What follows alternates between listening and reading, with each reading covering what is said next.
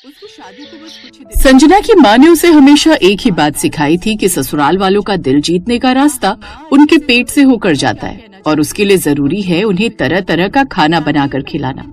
और यही बात संजना के दिमाग में छप गई थी।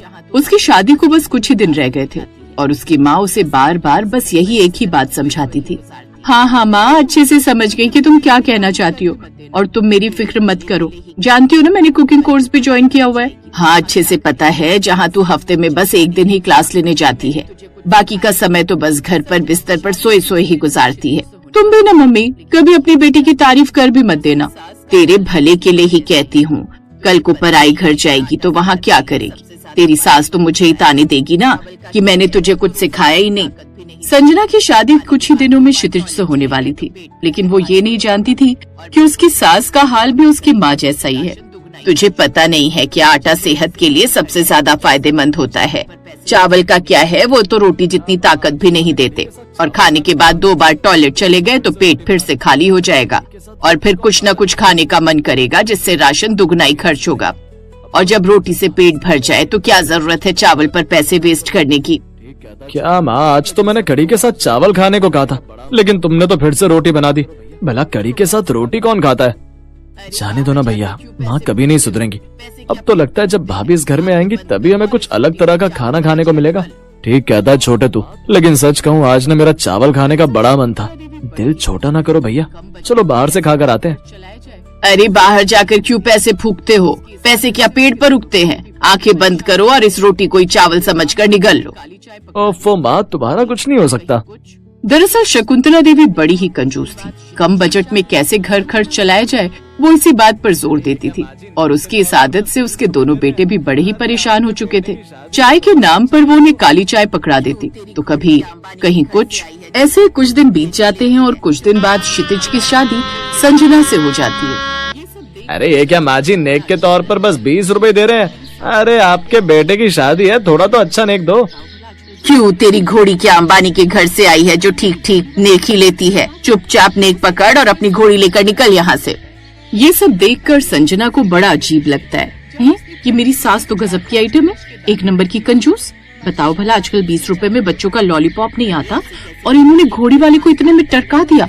ये सब देखकर संजना को बड़ा अजीब लगता है। खैर, इसके बाद बारी आती है उसके गृह प्रवेश की, जहाँ उसने कलश में सिर्फ 4-5 कलश के दाने ही रखे हुए थे। माँ जी, शायद आपने इसमें चावल तो डाले ही नहीं। अरे ऐसे कैसे नहीं डाले, पूरे 5 दाने डाले हैं मैंने इसमें।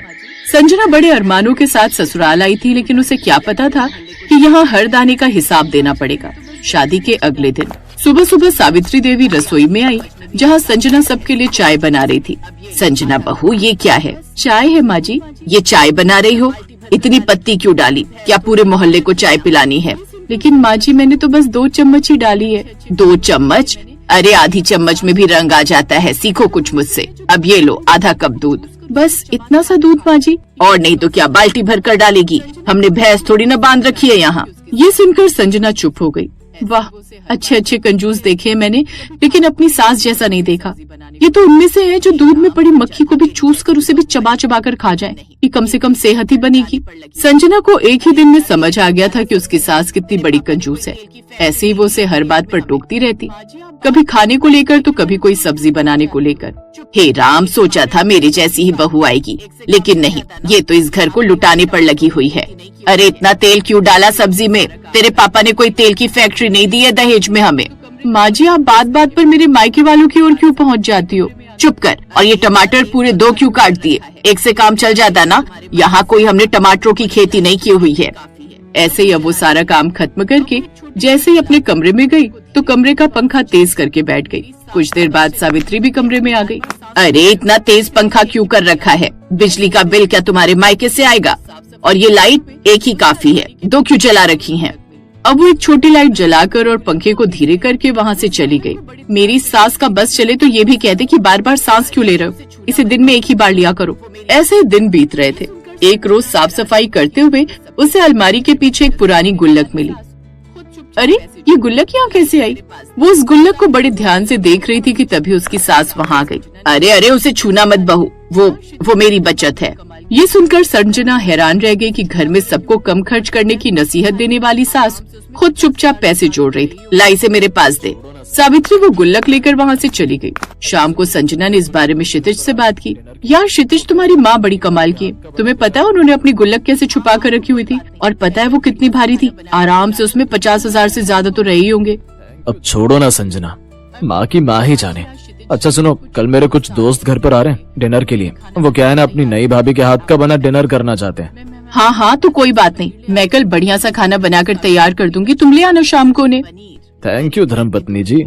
अगले दिन, माँ जी आज क्षितिज जी के कुछ दोस्त आ रहे हैं डिनर के लिए, तो उनके लिए खाना बनाकर तैयार करना है। आप मुझे पैसे दे दीजिए, मैं मेहमानों के लिए बाजार से पनीर ले आती हूँ। ये सुनकर तो सावित्री देवी का चेहरा उतर गया। पनीर? अरे घर में दूध ही मुश्किल से चल रहा है, इतना महंगा पनीर कहाँ से आएगा? नहीं नहीं, तू कोई सूखी सब्जी ही बना ले। हाँ, वो पड़ोस वाली कमला काकी है ना, उसके गांव से सीताफल लाया था उसका भाई, तो थोड़ा हमें भी दे गई है। एक काम कर, उसी को बना ले तू। ऐसा कहकर सावित्री देवी वहाँ से चली जाती है, लेकिन संजना मन ही मन सोचती है, कैसी सास है जो मेहमानों के आने पर उन्हें सीताफल खिला रही है। 1000 कंजूस मरे होंगे ना, तब जाकर मेरी इस कंजूस सास ने जन्म लिया होगा। अब क्या करूँ? हाँ, क्षितिज जी को फोन करती हूँ। संजना क्षितिज को फोन लगाती है, लेकिन वो फोन ही नहीं उठाता। फिर उसने मन ही मन सोचा, अगर पनीर नहीं है तो क्या हुआ, कुछ न कुछ उपाय तो करना ही होगा। अब वो रसोई में बैठी सोच रही थी, तभी उसकी नजर आटे के डब्बर पर पड़ी। क्यों ना आटे से ही पनीर जैसा कुछ बना लूं, अगर स्वाद अच्छा हुआ तो किसी को पता भी नहीं चलेगा। फिर संजना ने आटे में थोड़ा सा बेसन, नमक और हल्के मसाले मिलाकर सख्त आटा गूंथ लिया। फिर कुछ देर के लिए उसे फ्रिज में डाल दिया और छोटे छोटे टुकड़ों में काट लिया। इसके बाद उसने टमाटर, प्याज और काजू की ग्रेवी तैयार कर ली और उसमें आटे के टुकड़े डाल दिए, जिसकी खुशबू पूरे घर में फैल गई। फिर शाम को मेहमान आए। संजना ने सबके लिए खाने की थाली सजाई। फिर सबने पनीर की सब्जी खाई तो उसकी खूब तारीफ करने लगे। वाह भाभी जी, ऐसा सॉफ्ट पनीर तो हमने होटल में भी नहीं खाया।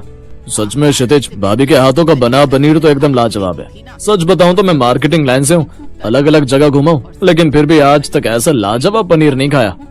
देखा भैया, मैं ना कहता था, जब भाभी आएगी तभी हमें बढ़िया खाना खाने को मिलेगा। हाँ हाँ, जैसे मैं तो तुम्हें करेले का जहर खाने को देती थी ना। सभी उसके खाने की खूब तारीफ कर रहे थे और सावित्री देवी मन ही मन सोच रही थी कि आखिर बहू के पास पनीर आया कहाँ से। जब सब चले गए तो सावित्री देवी ने संजना से पूछा, ये बता बहू, तेरे पास पनीर के पैसे आए कहाँ से? माँ जी, ये बिना पैसों वाला मुफ्त का पनीर है। क्या मतलब? मतलब ये कि पनीर तो मैंने आटे का बनाया है। क्या? आटे का पनीर? भैया, भाभी तो कंजूसी के मामले में माँ से भी 2 कदम आगे निकली। क्या क्या सोचा था, भाभी आएगी तो हमें बढ़िया बढ़िया खाना बनाकर खिलाएगी, लेकिन इन्होंने तो आटे का ही पनीर खिला डाला। हाँ, तो मैं क्या करती जब माँ जी पैसे देने को ही तैयार नहीं थी। ऊपर से कहने लगी कि कद्दू की सब्जी बना दे, और क्षितिज तुम्हें फोन किया तो तुमने उठाया नहीं, शायद मीटिंग में थे। अब बताओ भला, वो बनाती तो तुम्हारी कितनी बेइज्जती होती ना। हाँ वो तो है, जो भी जिस भी चीज का पनीर हो, लेकिन आखिर कम से कम सबको पसंद तो आया। और माँ, तुम तो पता नहीं कब अपनी कंजूसी की आदत छोड़ोगी।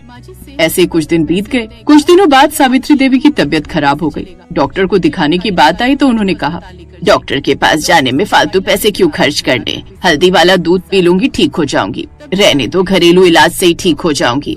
माँ जी, सेहत से बढ़कर पैसे होते हैं क्या? अगर आप ठीक नहीं होंगी तो घर कैसे चलेगा? क्षितिज जी, आप गाड़ी निकालिए, हम माँ जी को अस्पताल लेकर जाएंगे। डॉक्टर से दवाई लाने के बाद घर आकर भी संजना ने अपनी सास की खूब सेवा की। तभी सावित्री देवी बोली, बहू, तुम सोचती होगी मैं बहुत कंजूस हूँ। सास की बात सुनकर वो चुप रही। फिर सावित्री देवी ने आहें भरते हुए कहा, पता है बहू, जब तुम्हारे ससुर जी नहीं रहे तब ये दोनों बेटे बहुत छोटे थे। मैंने एक एक पैसा जोड़कर उन्हें पढ़ाया। उस वक्त मैंने कैसे बुरे दिन देखे हैं, वही सोचकर डर लगता है कि कहीं फिर से बुरे दिन न आ जाए, इसीलिए खर्च करने से डरती हूँ। माँ जी, बचत करना अच्छी बात है, लेकिन जरूरत की चीजों में कंजूसी नहीं करनी चाहिए। हम सब मिलकर सब संभाल लेंगे। अपनी बहू की बात सुनकर सावित्री को अब एहसास हुआ। धीरे धीरे सावित्री देवी का व्यवहार बदलने लगा।